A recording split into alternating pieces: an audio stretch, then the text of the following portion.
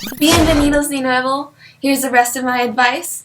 Listen to the radio. This is something I do when I drive and how I get a lot of my music on my playlists. I listen to a new song in Spanish. I really like it and listen to it over and over again. And this is just helpful for comprehension skills. Different Spanish speakers, by the way, do speak at different levels of speed. It's just what it is. However, you can get more familiar with, more exposed to that, then it can help you. Speaking of songs earlier, I once wrote a song in Spanish. It was really cheesy, but it helped me practice translating my experience and or message into another form of expression.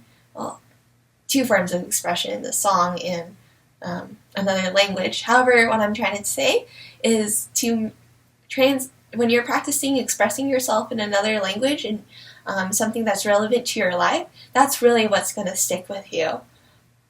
Another piece of advice I would say is to read poems in Spanish or listen to poems in Spanish.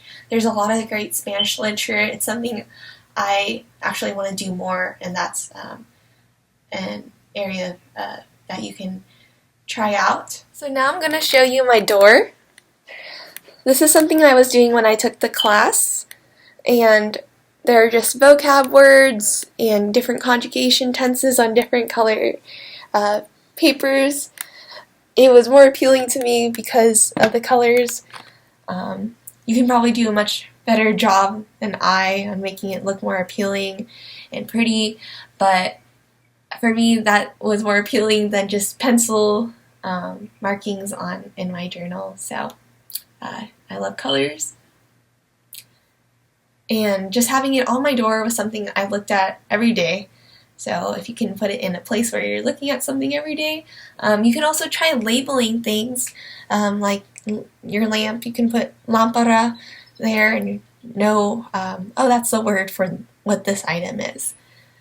And from what I put on my door, a lot of that was just building that familiarity with those words and with those conjugations. But after I studied abroad, that was really solidified, and still need to work on it, of course, need to practice so you don't lose it.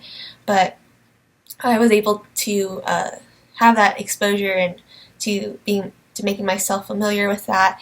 And when I went to Spain, it was able to like, oh yeah, I know that word. Now I'm just using it, I recognize it.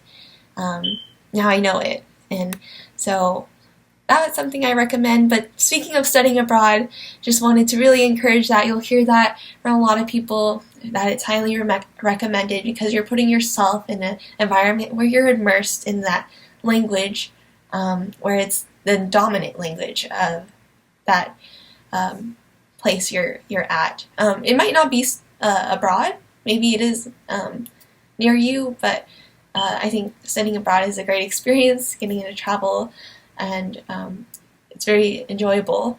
I did it for a few weeks. I wish I had done it longer. Some people do it for a semester or a year, but because I had a few weeks, I really took it seriously to make it the most out of that time, and it's definitely just pushed me to wanting to become better. And lastly, my last tip is to look up some jokes in Spanish. I love to laugh. It's just the idea of connecting your emotions and expressing yourself in another language, and you can share that experience with another person and share that emotion with another person. They may look at you and just like, oh, you're so corny, or they might really genuinely laugh, but it's another way to learn. So I hope these tips were helpful to you, that you'll use them. Un millón de gracias for just listening to me. So see you in my next video. Bye bye. Hasta luego.